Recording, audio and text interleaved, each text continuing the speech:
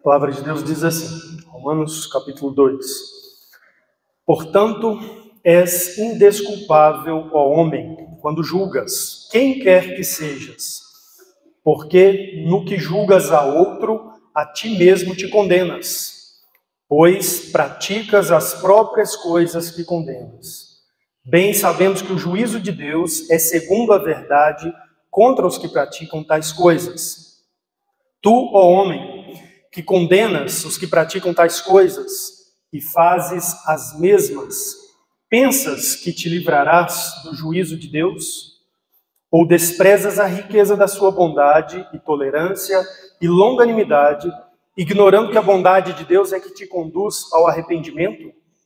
Mas, segundo a tua dureza e coração impenitente, acumulas contra ti mesmo ira para o dia da ira e da revelação do justo juízo de Deus, que retribuirá a cada um segundo o seu procedimento, a vida eterna aos que, perseverando em fazer o bem, procuram glória, honra e incorruptibilidade, mas a ira e indignação aos facciosos, que desobedecem à verdade e obedecem à injustiça. Tribulação e angústia virão sobre a alma de qualquer homem que faz o mal, ao judeu primeiro e também ao grego. Glória, porém, e honra e paz a todo aquele que pratica o bem, ao judeu primeiro e também ao grego, porque para com Deus não há acepção de pessoas. Um dos textos mais conhecidos da Epístola de Paulo aos Romanos é o versículo 23 do capítulo 3, quando Paulo declarou assim: todos pecaram, destituídos estão da glória de Deus. E o texto que nós lemos faz parte de todo o ensino e argumentação do apóstolo para levar as pessoas, levar os seus leitores, levar a igreja que está recebendo a epístola a entender e aceitar que isso é de fato a realidade espiritual de toda a humanidade. Todos pecaram e destituídos estão da glória de Deus, separados estão da glória de Deus, carentes da glória de Deus. E hoje então nós vamos olhar aqui a continuação da argumentação do apóstolo Paulo, que está aqui no capítulo 2, desses versículos 1 ao 11. E antes da gente passar aqui pelos versículos, é importante você saber uma coisa. Esse não é um texto assim dos mais fáceis de compreender na Bíblia. Um texto bastante argumentativo. E você precisa saber algumas coisas. Talvez você pudesse até anotar aí no canto da sua Bíblia. O apóstolo usa aqui, segundo os autores estudiosos, um recurso de linguagem chamado diatribe, que é quando você cria um oponente imaginário contra quem você argumenta e faz críticas diretamente. E parece que Paulo está usando desse recurso aqui. Ele diz aí no versículo de número 1, portanto és indesculpável, ó homem. E aí ele vai dizer no versículo 3, tu, ó homem. Então parece que ele está se dirigindo a uma pessoa aqui, diretamente. Mas é uma pessoa que não tem nome. Então ele está criando aqui essa figura de alguém a quem ele está assim contra-argumentando e confrontando diretamente.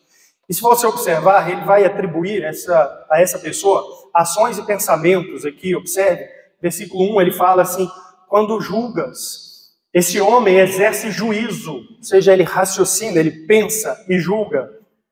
Final do versículo 1 ele fala, pois praticas, ele age, ele tem ações. Mas quem que é esse homem aqui? Você pode escrever também na sua Bíblia que esse homem aqui é um judeu, uma pessoa da comunidade de Israel. E eu chamo a atenção aqui para 3 questões no texto, no seu contexto, que apontam para isso. A primeira delas é que estudiosos têm dito também que quando Paulo ele cria esse personagem, ó homem, ele está aqui também usando uma expressão comum de saudação entre os judeus na antiguidade. Então, portanto, quando as pessoas daquela época, daquele mundo, lessem essa declaração, elas associariam imediatamente que esse homem era um homem judeu, um homem que pertencia à comunidade de Israel, mesmo que ele estivesse em outro lugar do mundo, como por exemplo em Roma, a quem ele está dirigindo essa carta. Além disso, no versículo de número 4, o argumento que ele usa aqui é um argumento que é cabível às pessoas que faziam parte do povo de Israel, porque os judeus, de acordo com ele, aí, estavam ignorando a bondade de Deus para com eles. E a ideia é que Deus revelou-se de maneira especial para o povo de Israel e fez com Israel uma aliança, deu a eles um mandamento, expressão maior da sua bondade. Isso aconteceu com o povo de Israel, e eles estavam ignorando isso. E você tem também algumas outras declarações aqui conclusivas no contexto posterior aqui, que apontam para isso. Versículo 12 e 13, por exemplo, ele diz assim: pois todos os que pecaram sem lei, também sem lei perecerão, e todos os que com lei pecaram, mediante a lei serão julgados. Ou seja, ele está pensando aqui também nos judeus, naqueles que com a lei pecaram.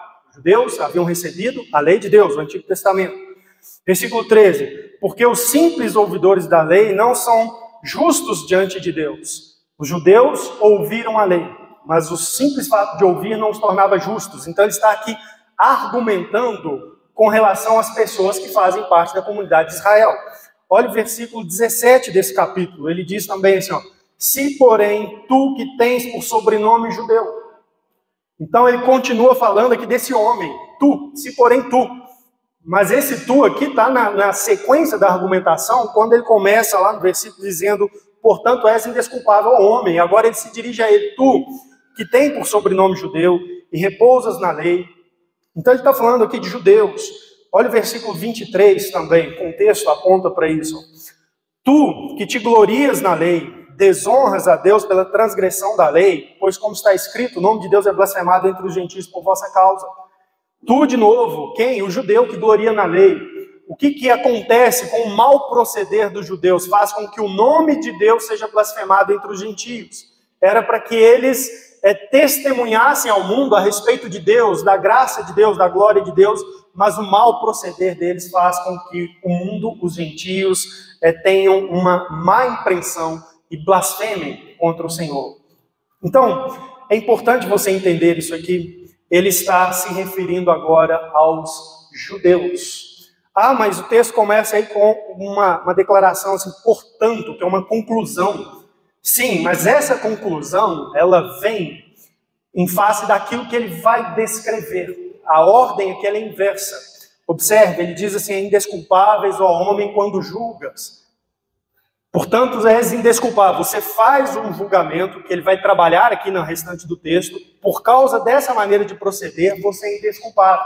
Então, na verdade, ele está começando aqui com uma sentença contra os judeus, e na sequência ele vai apresentar os motivos dessa sentença. É isso que nós temos aqui no texto. E eu quero, então, chamar a atenção de você aqui para algumas coisas. Paulo se dirige aqui, então, aos judeus, aqueles que pertenciam à comunidade de Israel, porque os judeus tinham 3 problemas. Se você já leu os evangelhos com atenção, você sabe disso. Os judeus eram pessoas que condenavam os outros povos por suas práticas idólatras e imorais. Eles tinham esse problema. Eles ficavam apontando os outros. Eles davam graças a Deus porque eles não eram samaritanos, porque eles não eram gentios. Eles ficavam apontando os outros, condenando os outros, que é exatamente o que Paulo vai argumentar e tratar. Os judeus eram pessoas que confiavam na sua condição de povo escolhido e descendente de Abraão. Você lembra? Jesus confrontou isso no Evangelho, João Batista confrontou isso no Evangelho. Os judeus falavam assim, nós somos filhos de Abraão, nós somos o povo de Deus. E eles confiavam, então, nessa condição. Eles tinham um terceiro problema, que era confiar em si próprios. Entregavam-se à sua própria capacidade, suposta capacidade de praticar a lei, de ser bom. Lembra? Jesus contou a parábola do fariseu, do publicano que entrou no templo. O fariseu olhou, mas graças te dou porque eu não sou como esse publicano. Eu dou o dízimo, eu faço isso, eu faço aquilo. Ou seja, eu sou capaz de ser bom. Eu confio em mim mesmo. O judeu tinha esse problema. E Paulo, então, vai entrar aqui no capítulo 2 atacando esses 3 problemas dos judeus. Por quê? Qual que é o propósito desses versículos aqui? Paulo está respondendo, e a gente precisa agora resgatar o versículo 16. Ele está respondendo por que nós precisamos de salvação e do evangelho. Que ele mencionou lá no versículo 16 e 17 do capítulo 1, pois não me envergonhe do evangelho, porque é o poder de Deus para a salvação de todo aquele que crê. Por que a gente precisa do evangelho? Por que nós precisamos de salvação? Aí ele deu a primeira resposta, versículo 18 em diante, onde ele explicou que Deus está irado com os homens gentios, que sufocam a verdade de Deus pela mentira. E por causa disso abraçam a idolatria, abraçam a imoralidade. Então os homens precisam de salvação, precisam do evangelho. Mas agora no capítulo 2, ele continua respondendo a isso. Por que nós precisamos de salvação do evangelho? Então, pensando no judeu, a resposta é: porque Deus também está irado com os judeus. Os judeus que praticam aquilo que condenam. Os judeus que confiam na sua condição de descendentes de Abraão, de povo escolhido de Deus. Os judeus que confiam na sua capacidade de realizar boas obras, de ser bom por si próprios. Paulo vai dizer assim: Deus está irado com os judeus também. De modo que ele vai encerrando todos sob o pecado e vai nos conduzindo aí no seu ensino até chegar aqui que eu citei no capítulo 3, onde ele diz: pois todos pecaram e carecem da glória de Deus. Todos, tanto os gentios quanto os judeus. Toda a humanidade precisa de salvação, precisa do evangelho. É isso que ele está trabalhando aqui no texto. Quando ele trabalha isso, intencionando demonstrar a ira de Deus sobre os judeus, ele então confronta os judeus aí junto com os gentios, expondo a condição dos judeus de indesculpáveis. Ele vai encerrar todos sobre o pecado, e ele vai mostrar que também os judeus precisam do evangelho da salvação. Então vamos olhar aí para o texto. Por que o judeu precisa da salvação em Cristo? A resposta está no ensino aí do versículo 1. Observe: portanto, és indesculpável, ó homem, o homem da comunidade de Israel, quando julgas quem quer que sejas. O judeu tinha esse problema, julgava os outros, condenava os outros. Porque no que julgas a outro, a ti mesmo te condenas, pois pratica as próprias coisas que condenas. Então por que o judeu precisa da salvação em Cristo? Paulo está dizendo, porque o judeu também é indesculpável. Porque sabe quando ele fica condenando os pecados dos povos gentílicos? Pois bem, ele faz as mesmas coisas. Ele é tão pecador quanto os gentios.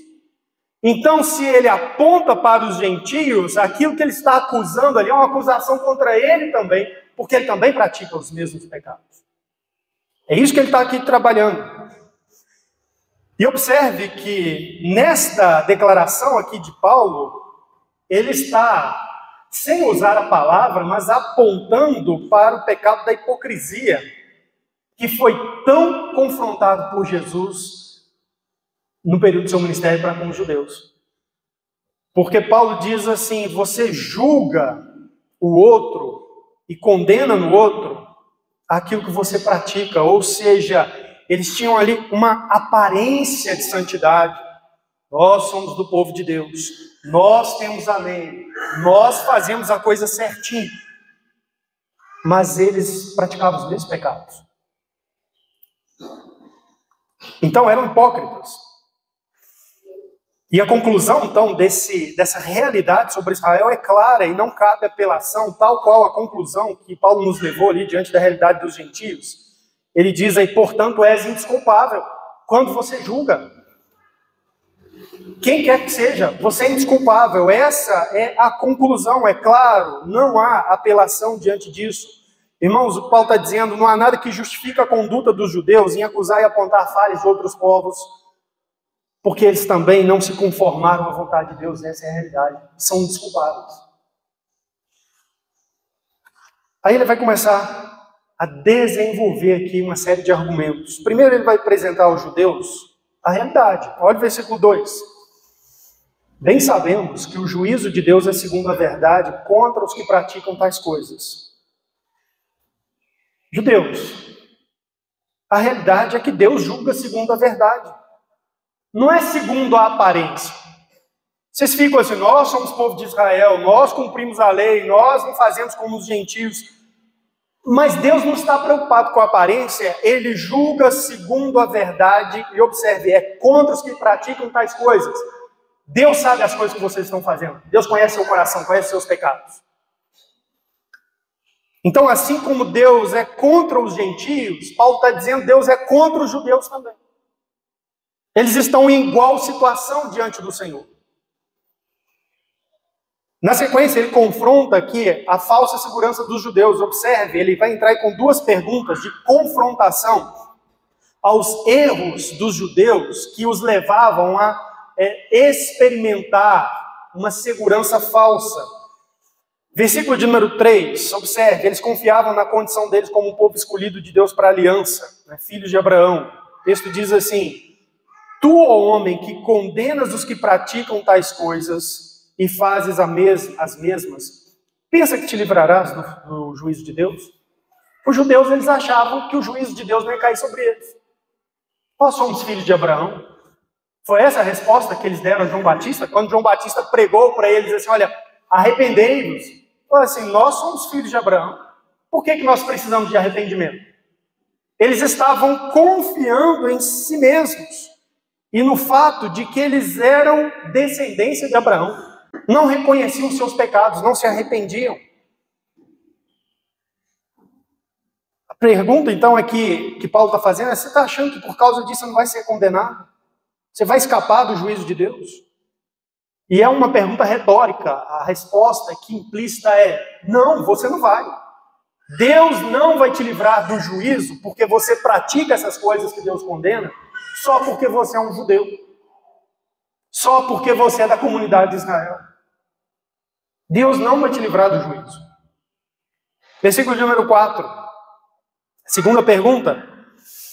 Ela confronta a confiança deles, neles próprios, em suas obras.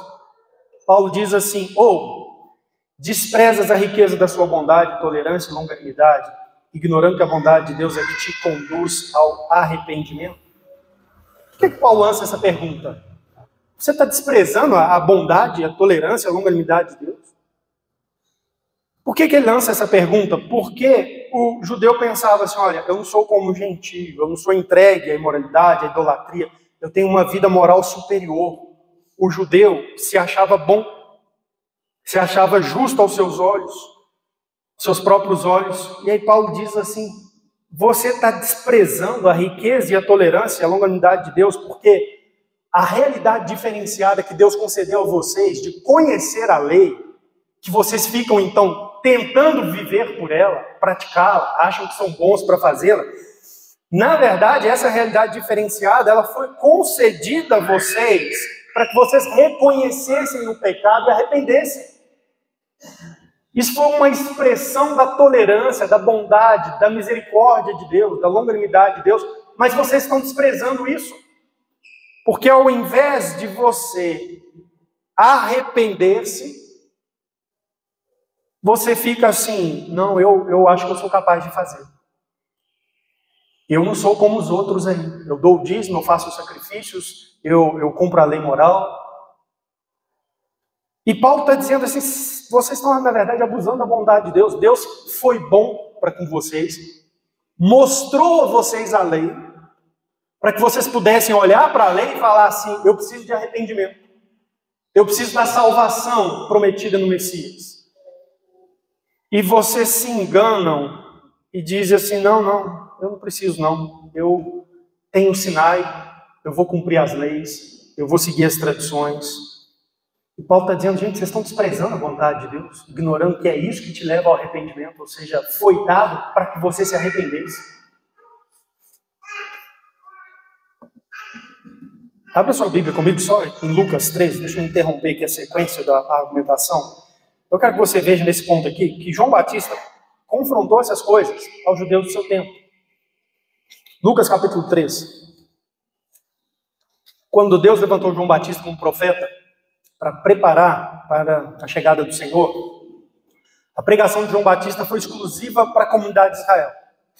E como que João Batista pregou aos judeus? Ele pregou no mesmo sentido: vocês precisam de arrependimento, vocês são pecadores, Deus está irado, precisa de arrepender. E qual que era a conduta que João Batista identificava no povo de Israel? A Bíblia diz assim, versículo 7 do capítulo 3. Dizia ele, pois, as multidões que saíam para serem batizadas: raça de víboras, quem vos induziu a fugir da ira vindoura? Primeiro, confia na sua origem, não. Ele não exaltou aqui, olha, vocês são uma raça escolhida por Deus. Vocês são víboras, pecadores terríveis. Versículo 8, produzir, pois, frutos dignos de arrependimento. Vocês precisam se arrepender. Olha para a lei de Deus. Vocês não vivem de acordo com a lei de Deus. Vocês são pecadores, vocês precisam de arrependimento. E não comeceis a dizer entre vós mesmos: temos por pai Abraão. Não se desculpe nisso. Não abrace uma falsa segurança nisso. Eu sou do povo de Israel. Aquele povo tão abençoado por Deus. Filhos de Abraão. Porque eu vos afirmo que dessas pedras Deus pode suscitar filhos de Abraão. Não vai estar dizendo que isso não significa nada para a salvação. Nada. Você precisa reconhecer o seu pecado e arrepender-se. Então Paulo está confrontando essa mesma conduta, esse mesmo modo de pensar, quando ele está ali argumentando aos Romanos no capítulo 2.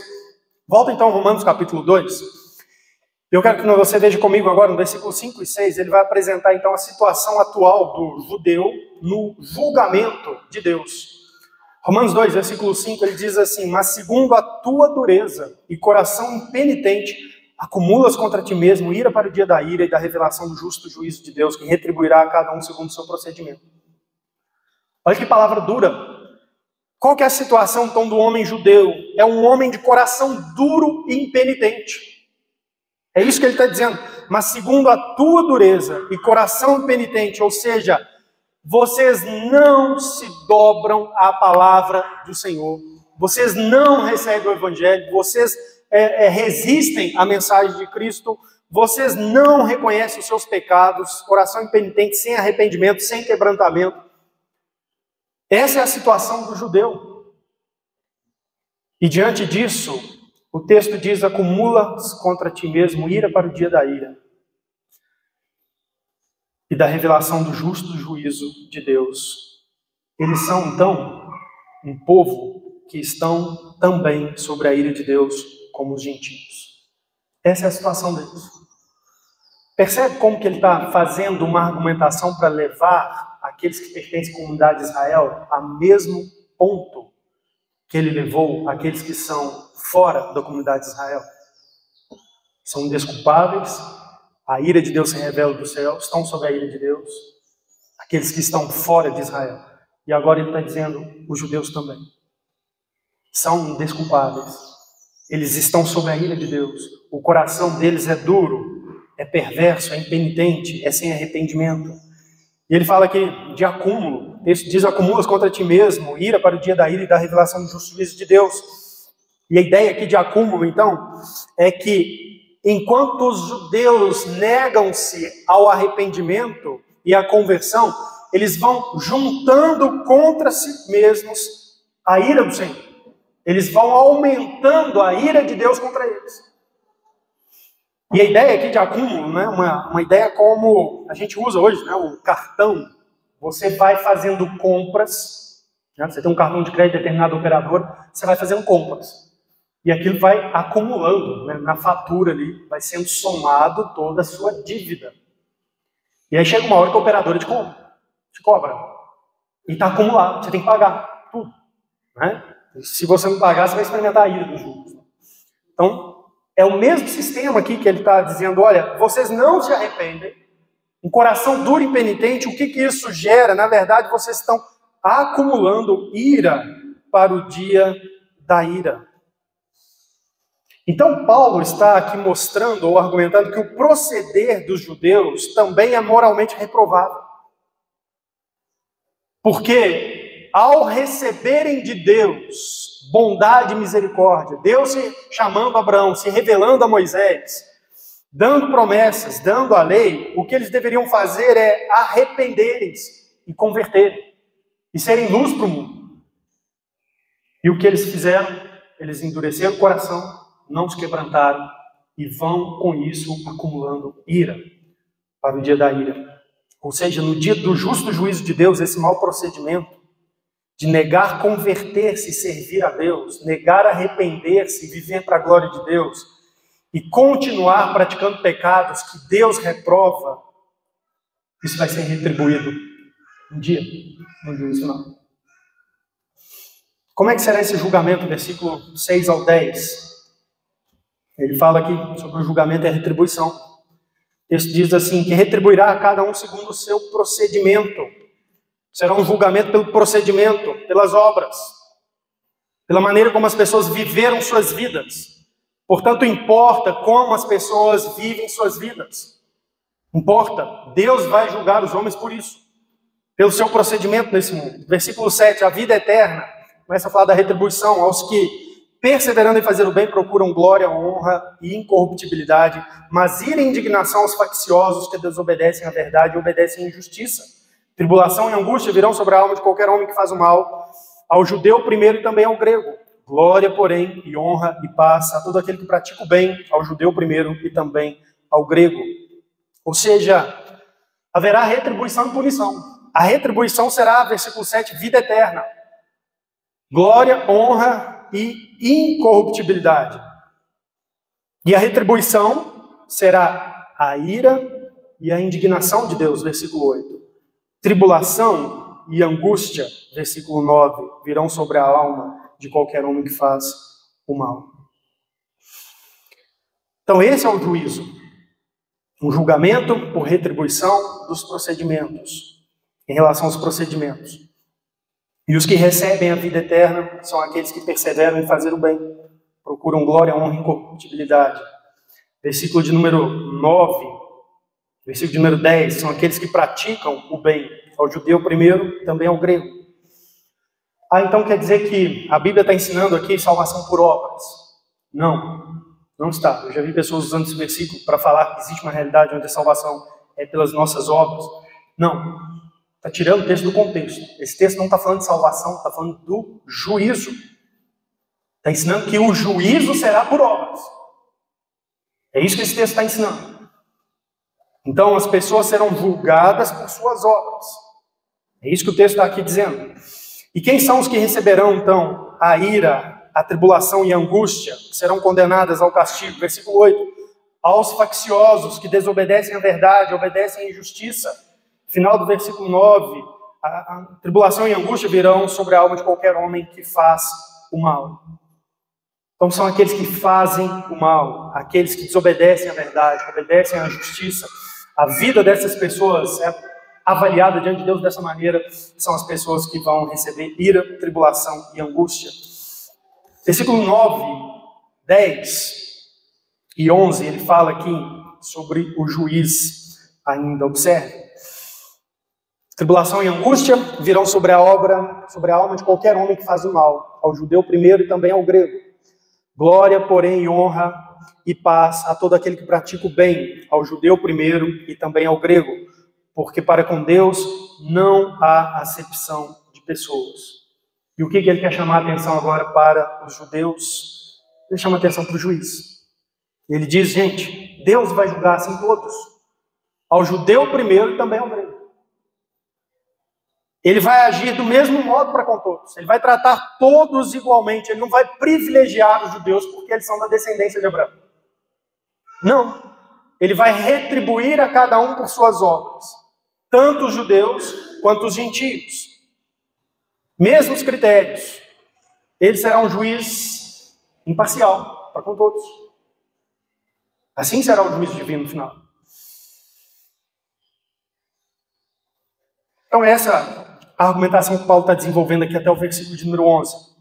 Ele identifica esses três problemas que há para com aqueles que pertencem à comunidade de Israel, pessoas que apontavam os pecados nos outros, condenavam imoralidades na experiência daqueles que são fora de Israel.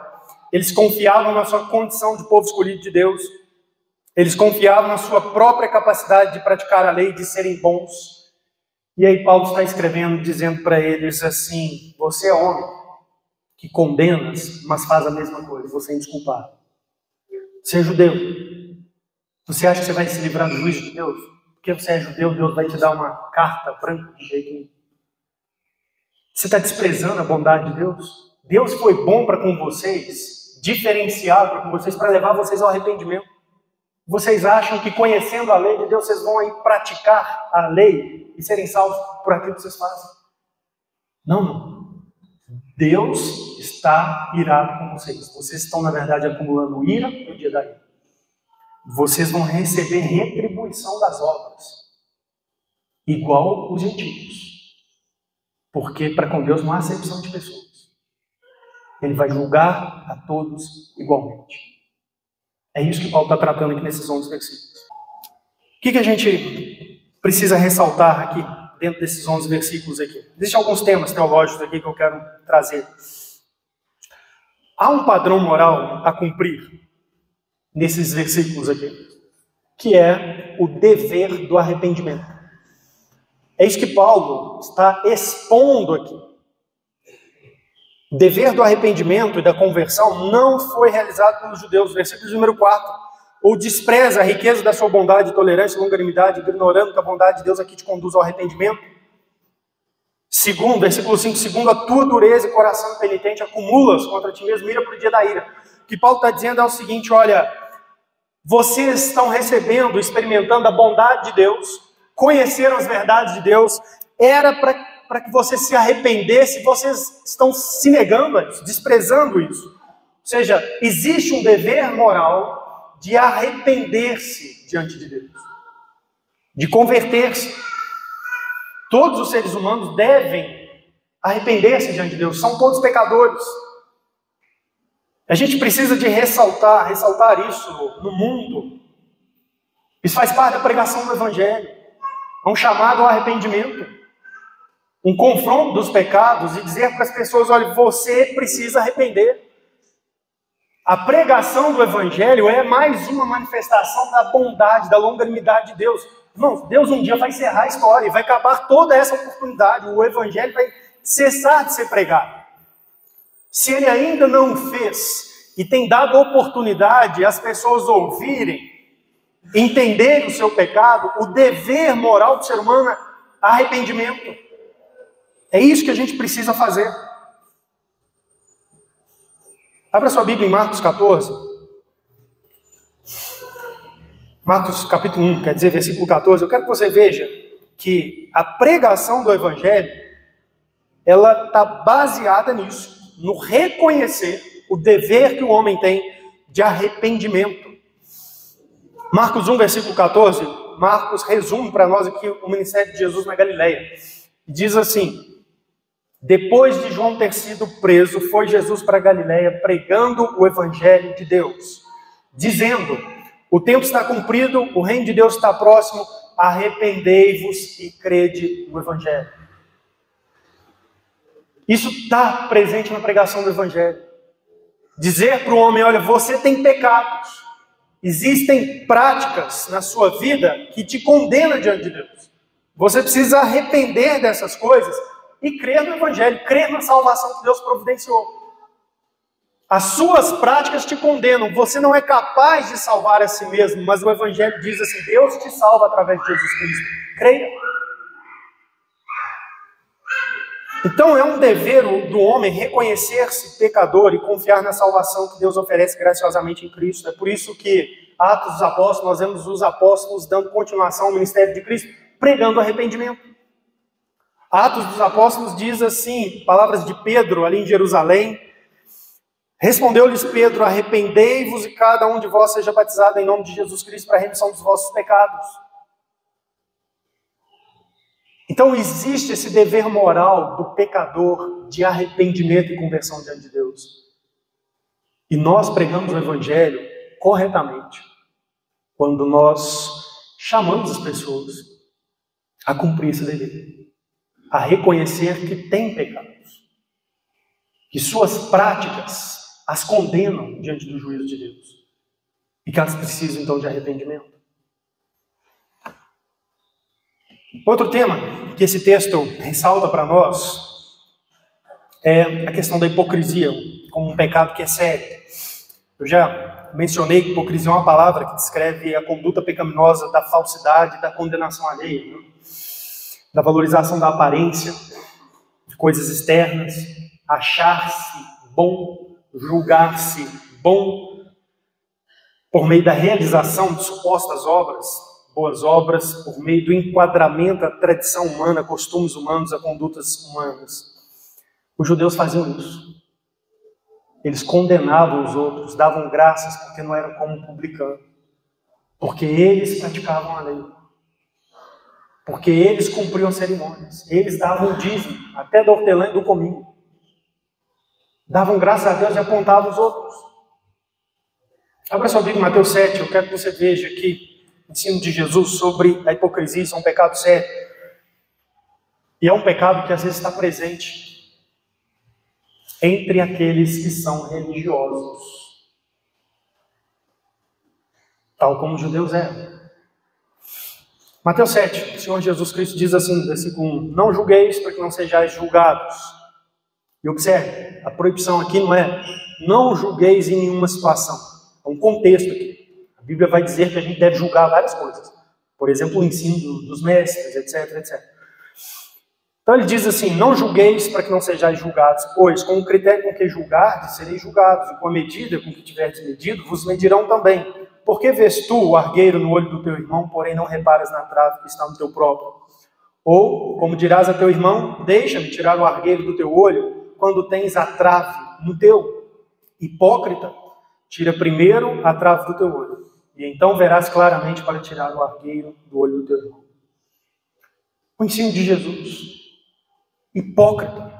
Esse tipo de conduta é hipocrisia. Quando você fica ressaltando os defeitos, a imoralidade, a falta de conformidade dos outros a determinadas condutas, que você externamente olha para você e diz assim: eu não faço isso, eu não participo disso.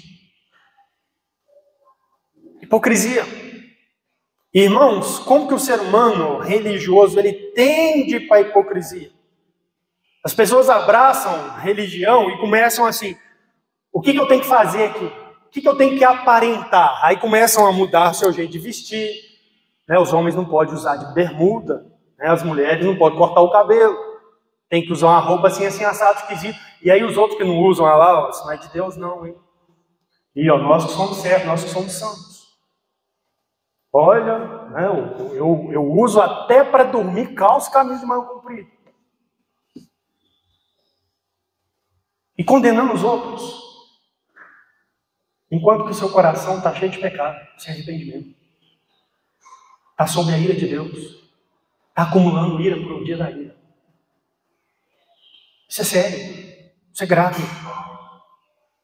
Capítulo 23 de Mateus, Jesus vai falar aqui dessa valorização de coisas externas, esquecendo-se da purificação do coração.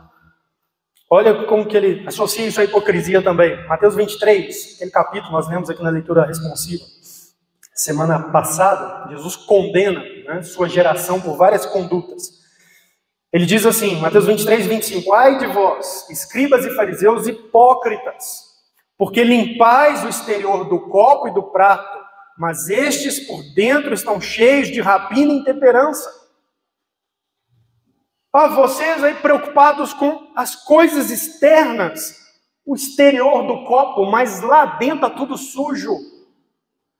Irmãos, tem muitas pessoas praticando religião, inclusive religião evangélica, que não arrependeu-se, comete esse pecado, fica valorizando as coisas externas. Olha, nós somos uma igreja que tem muito amor, todo mundo abraça uns aos outros. Todo mundo visita uns aos outros. Tem umas igrejas aí que as pessoas não visitam uns aos outros, que não se abraçam, não se cumprimentam. Parece que né, lá o amor se esfriou. A iniquidade alcançou todo mundo, o amor esfriou. Julgando pelas coisas externas, enquanto que o interior do copo está sujo. A hipocrisia. Isso é um pecado sério, grave. Jesus disse assim no versículo 26, fariseu cego, limpa primeiro o interior do copo para que também o seu exterior fique limpo. O caminho é, primeiro você purifica o coração. Primeiro você rende a sua vida de verdade a Jesus Cristo. Arrepende-se dos seus pecados e procura instruir-se na palavra de Deus sobre o que é de fato a verdade de Deus, como você viver a palavra de Deus. E aí você vai ter uma vida santa. É isso. É isso o caminho. Então a gente precisa nos preocupar com isso aqui. Pessoas religiosas tendem altamente a hipocrisias, e cada religião tem sua tendência, seu próprio círculo de valorização de coisas aparentes, que levam pessoas sem arrependimento verdadeiro à hipocrisia. Isso é um negócio tão triste e tão frequente. Vira e mexe, a gente tem que lidar com uma ou outra pessoa, diz assim, nossa, gosto muito da igreja e tal, mas lá, assim, sabe, está faltando isso. Vamos limpar primeiro o interior do coração? Vamos render nossa vida a Cristo? E vamos buscar cada um de nós viver de acordo com o que a gente tem aprendido na palavra do Senhor? E vai ter uma vida santa? Disso vai proceder uma vida santa? Onde a gente vai ficar sem ficar fazendo juízo uns dos outros?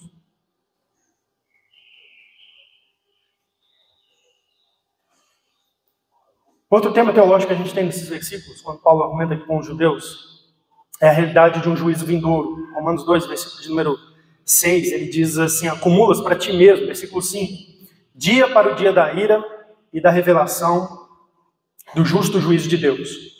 Acumulas contra ti mesmo ira para o dia da ira e da revelação do justo juízo de Deus. Haverá um dia da ira. Isso é certo, isso é fato.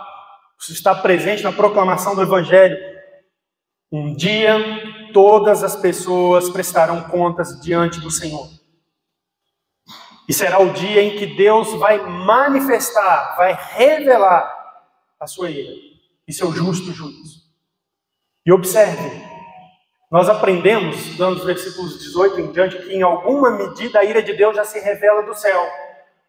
Mas que também existe uma realidade onde a ira de Deus é futura, em que Deus está guardando para lançá-la sobre os pecadores cabalmente, totalmente, sem nenhuma misericórdia, com plena justiça.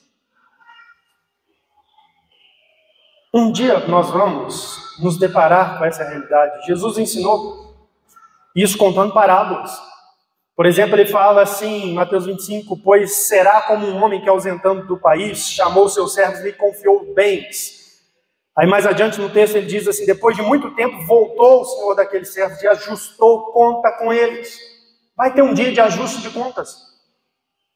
Um dia todos nós vamos ajustar contas com Deus.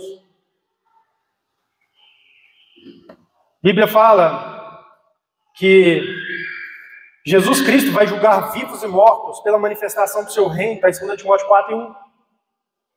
Todos, até os que morreram, estiverem mortos quando Jesus Cristo voltar, haverá ressurreição e ele vai julgar vivos e mortos. A palavra de Deus fala lá em Apocalipse 20, nas visões de João, ele vê esse dia.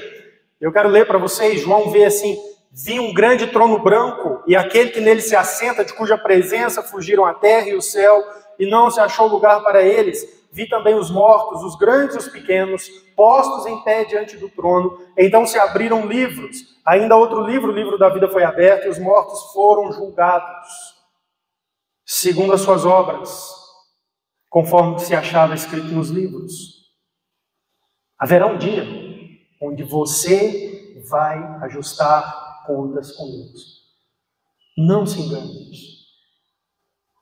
Você nunca vai poder dizer assim, olha, eu não sabia disso. Isso é muito claro na Escritura. Com toda certeza, por mais uma vez, você está ouvindo isso hoje. Você está preparado para isso? Você está preparado para o seu procedimento ser avaliado? Porque o juízo vai ser pelas suas obras, pelo seu proceder. Como é que você vai fazer com essa hipocrisia que você pensou enquanto eu falava sobre esse pecado? Como é que você vai fazer com todo o tempo que você negou arrepender-se, que é seu dever moral diante do Senhor? Como é que você vai fazer com todas as vezes que você amou mais o mundo do que a Cristo e a Deus, seu Criador? Como é que você vai fazer com suas obras? São más.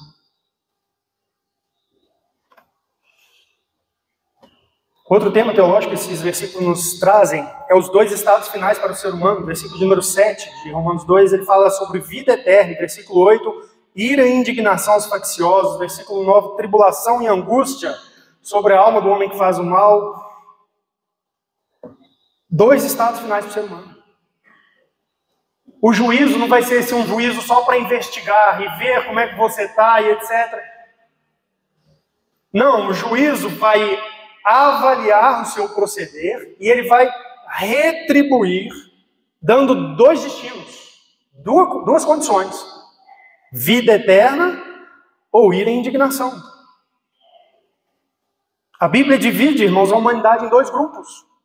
Isso é muito claro na Escritura: os que são pecadores salvos e os que são pecadores não salvos. Os que são pecadores e se arrependeram, e os que são pecadores e não se arrependeram, foram duros, impenitentes. Ou seja, pecador você é o que Paulo está mostrando em Romanos. Tanto os gentios quanto os judeus, agora no capítulo 2, todos são pecadores, indesculpáveis diante de Deus. Pecador você é. A pergunta é, em qual grupo você está? Você está nos que se arrependeram, que valorizaram a riqueza da bondade de Deus, abraçaram o Evangelho, creram em Jesus Cristo, estão servindo a Ele? Ou você está no grupo que está desprezando a bondade de Deus, que está te dando oportunidade para arrepender e crer? Porque pecador você é. Indesculpável diante de Deus você é. Jesus fala desses dois grupos, dessa distinção, desses dois estados finais. Quando, por exemplo, ele ensinou, vou citar para vocês aqui Mateus 7, versículo 3, Jesus disse assim: entrai pela porta estreita, largue a porta e espaçoso o caminho que conduz à perdição. Então, um grupo está seguindo um caminho que conduz à perdição. E são muitos os que entram por ela. Esse caminho aqui, muita gente está indo por ele. Porque estreita é a porta e apertado o caminho que conduz para a vida. E são poucos os que acertam por ele. Dois grupos. Qual que você está? Pecador arrependido ou pecador impenitente? Acumulando ira para o dia da ira. Observe, o próximo tema aqui é a retribuição em medida justa. Versículo de número 6, 5 e 6, ele disse assim, Romanos 2, mas segundo a tua dureza e coração impenitente, acumulas contra ti mesmo ira para o dia da ira e da revelação do justo juízo de Deus, que retribuirá a cada um segundo o seu procedimento. Acumulas, ou seja, a retribuição é em justa medida. Se a pessoa faz o mal, ela tem que ser retribuída de uma maneira. Se ela faz mais mal, ela acumula, ela tem que ser retribuída de uma maneira mais grave. Acumula ira para o dia da ira. Se ela faz mais mal, ela acumula também mais pena, mais castigo, mais sofrimento. A retribuição é em justa medida. E é importante isso aqui porque eu já conversei com pessoas e eu lembro pelo menos de uma vez onde a pessoa disse assim para mim: então, se o que a Bíblia está dizendo é que nós somos pecadores e vamos para o inferno, então não importa como eu vivo, porque eu vou parar no mesmo lugar. Importa sim, e muito, porque a retribuição é em justa medida. Se você nega arrepender-se e se entrega mais profundamente ao pecado, o que você está fazendo é crescendo a sua fatura. Porque Deus vai retribuir em justa medida. A sua angústia e o seu sofrimento será pior. Deixa eu mostrar isso para vocês, como que isso importa. Abre a sua Bíblia em Lucas 16, esse texto eu quero que você olhe. São dos textos assim, mais preciosos do Evangelho de Lucas, para nos falar sobre essa questão das realidades eternas. Jesus conta aqui a história do rico e do mendigo, Lázaro. Um morreu salvo, o outro morreu em impiedade e foi para o inferno. Os dois destinos, os dois grupos. Eu quero que você leia comigo, que eu acompanhe a leitura no versículo 23. Quero que você veja que um pecado a menos faz diferença sim. Olha o que diz aqui em Lucas 16, versículo 23. No inferno, estando em tormentos, levantou os olhos e viu ao longe Abraão e Lázaro no seu seio. Então, clamando, disse: Pai Abraão, tem misericórdia de mim. E manda a Lázaro que molhe em água a ponta do dedo e me refresque a língua, porque estou atormentado nesta chama. O que esse homem pede? Ele pede um pequeno alívio que seja. Um pequeno alívio. Ou seja, se pudesse diminuir pelo menos um dos meus pecados, se eu tivesse como ter alívio de pelo menos uma coisa, importa assim como você vive aqui nesse mundo, porque a retribuição vai ser em justa medida. Irmãos, pessoas estarão no inferno e elas estarão assim: eu daria tudo para mudar pelo menos um dia só da minha vida, já me aliviaria bastante. Você precisa entender isso. A retribuição é em justa medida. Agora, você não precisa preocupar-se simplesmente, então, eu vou deixar de pecar uma vez pelo menos todo dia. Quando eu perceber que eu vou pecar, eu vou negar de pecar. Não, a solução é você ir muito além disso. Você pode arrepender-se completamente e crer no Evangelho de Jesus Cristo e ter os seus pecados cancelados, todos eles. Essa é a solução. Por isso que Paulo iniciou lá a argumentação do versículo 17 do capítulo 1. Não me envergonhe do Evangelho, porque é o poder de Deus para a salvação. Tanto do judeu quanto do gentio. Essa é a solução. Nós precisamos de salvação, somos pecadores. A solução não é assim: já que a medida vai ser justa, eu vou tentar pecar menos.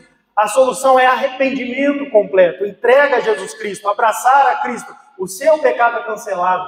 É isso que o Evangelho oferece para nós. Salvação. Essa é a solução. E eu pergunto então a você: você já passou por esse momento na sua vida onde a gente pode chamar isso de conversão? Você já chegou-se diante de Deus e falou assim: Senhor, eu sou um pecador. Eu mereço a ira do Senhor por muitas coisas que eu tenho feito. Vários pecados diários, nos meus atos, no meu pensamento, das minhas omissões de coisas boas que eu deveria ter feito. Eu me arrependo.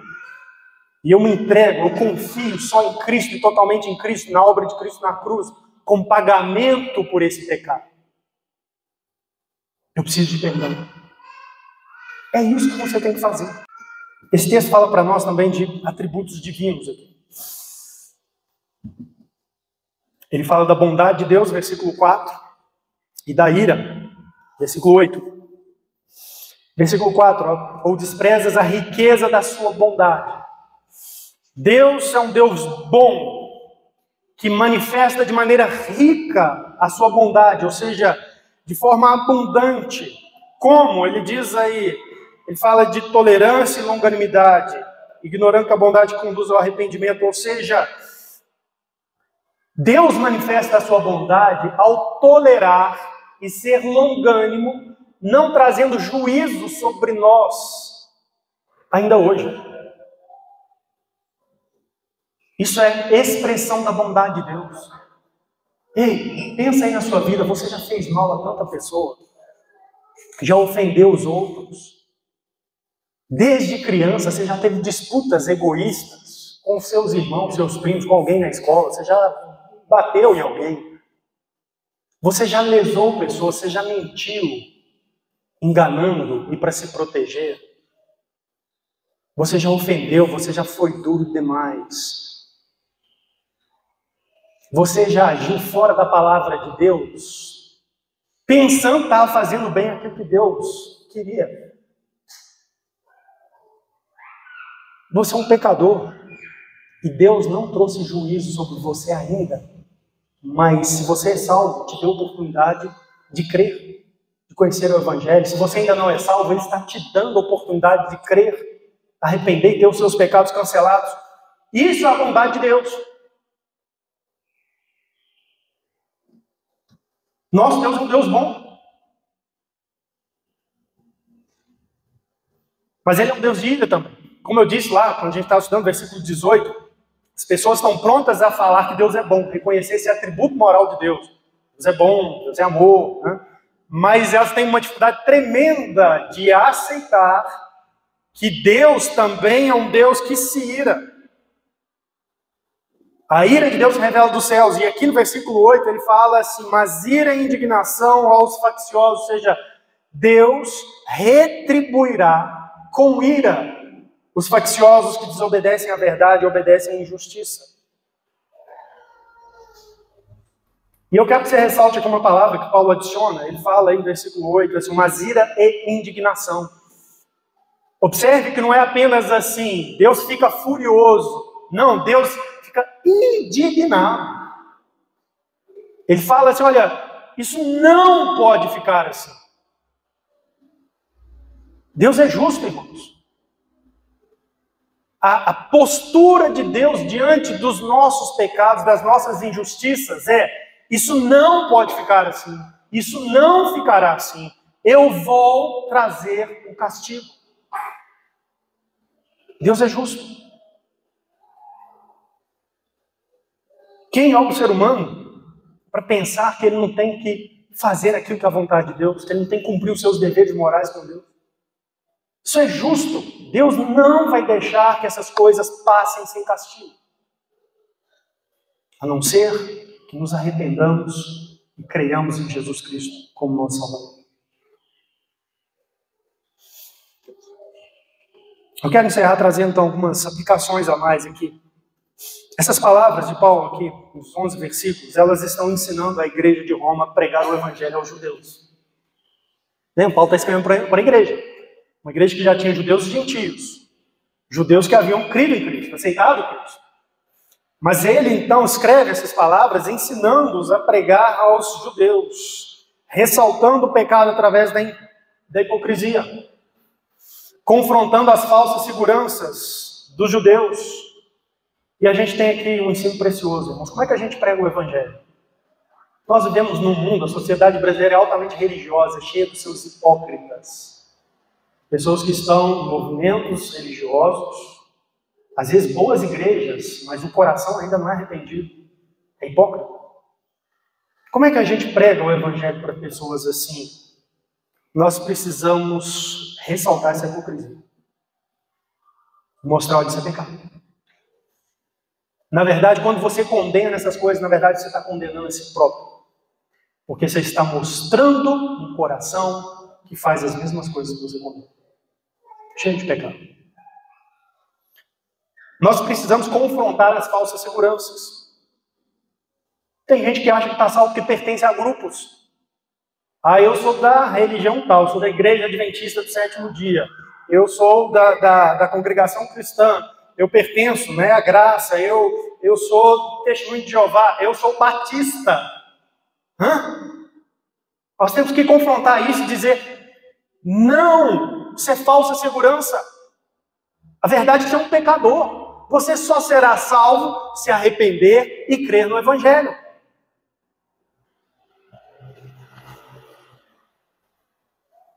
Pessoas que confiam nas suas obras. Não, olha, todo sábado eu recolho mantimento para dar aos pobres. Eu faço doação de centavos no mercado, no caixa do mercado, para o Hospital da Baleia. Eu sou uma pessoa muito boa. Você está confiando em si mesmo. Então a gente precisa confrontar essas falsas seguranças. Paulo está ensinando aqui a igreja de Roma a pregar o evangelho para pessoas desse tipo, e é um ensino para eu e para você também. Então observe, mostrar o pecado, confrontar as falsas seguranças, para depois levar a pessoa ao Evangelho e a graça que está em Cristo Jesus. Isso ensina para nós a necessidade de graça. Qual que é a situação do judeu, então? Paulo diz assim, coração duro, impenitente, sob a ira de Deus, acumulando ira para o dia da ira. O que o judeu precisa, então, de graça? Como os gentios, pecadores precisam de graça. Ou seja, precisa que Deus venha até eles e faça por eles aquilo que eles não podem fazer. E é isso que Deus fez por nós em Cristo Jesus. E é por isso que nós encontramos graça na oferta do Evangelho que nos apresenta Cristo como nosso único suficiente Salvador. As pessoas precisam de graça, mas da verdadeira graça que está no Evangelho. Esse texto também traz para nós um alerta. Cuidado. Cuidado para que você não confunda e pessoas te confundam com bondade real e uma bondade que é enganosa. Pensando em Deus. Deus é bom, sim. E na sua bondade Ele dá a oportunidade de arrependimento e salvação. Isso é bondade real. Agora tem pessoas que falam da bondade de Deus de maneira enganosa. Cuidado com isso. Que dizem assim, Deus é bom. Eu posso ignorar o Evangelho, eu posso seguir minha vida como eu estou, eu posso abraçar qualquer outro caminho, eu posso negar, me arrepender, porque Deus é bom. Bondade enganosa. A bondade real de Deus se expressa no fato de que Deus um dia vai trazer castigo sobre os pecadores, mas ainda não. Ele está concedendo um tempo de oportunidade de arrependimento. Isso é a bondade real de Deus. Hipocrisia. Tome cuidado com a hipocrisia. Cristãos nominais são hipócritas. Portanto, hipócritas pode muito bem estar apontando para alguém que é um crente nominalmente. Ele conhece algo do Evangelho, ele está inserido num grupo religioso cristão, mas se ele é hipócrita, ele não é salvo. Ele ainda não lavou o interior. Ele está preocupado com o exterior. Cuidado com isso. E aqui um alerta aos nossos jovens e aos pais que estão ensinando nossos filhos. Nós nunca podemos dar aos nossos filhos uma falsa certeza. De olha, nós somos uma família cristã. Você vai na igreja conosco. Está tudo bem. Nós não podemos deixar eles descansar nisso num juízo falso, que porque eles vão com as suas famílias à igreja no domingo, que está tudo bem, que os pecados deles não serão levados em conta no dia do juízo.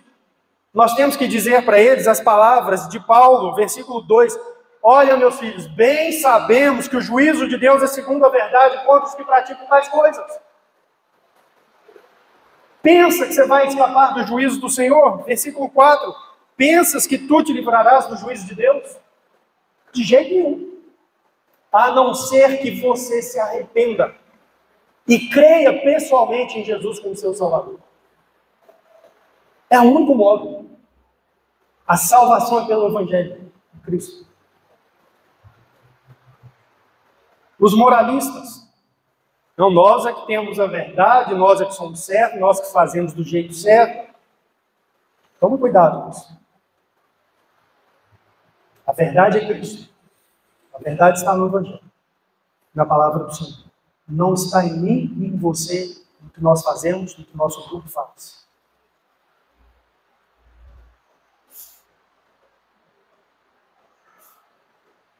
Como que a gente, depois de arrepender, agrada e serve a Deus? Versículo de número 7, ele diz assim: a vida eterna aos que perseverando em fazer o bem procuram glória, honra e incorruptibilidade. Os que são salvos recebem a vida eterna e a vida deles vai ficar marcada, então, por procurar glória, honra e incorruptibilidade. Sabe como que a gente agrada e serve a Deus? Procurando as coisas relacionadas a Deus, ao porvir, a glória do Senhor, aquilo que é honroso diante de Deus, aquilo que é sem pecado diante de Deus. É assim que a gente deve ver a nossa vida depois de salvos, não para sermos salvos. Praticar o bem, versículo 10, ele diz: glória, porém, honra e paz a todo aquele que pratica o bem, ao judeu primeiro, também ao grego. Todos nós devemos ter um compromisso de praticar o bem. Mas qual o bem? O bem que eu penso? Não. Eu preciso aprender na Bíblia. O que é o bem? O que Deus aprova? E eu tenho que viver e praticar isso aqui, para agradar o meu Senhor e ao meu Salvador. Deus nos abençoe.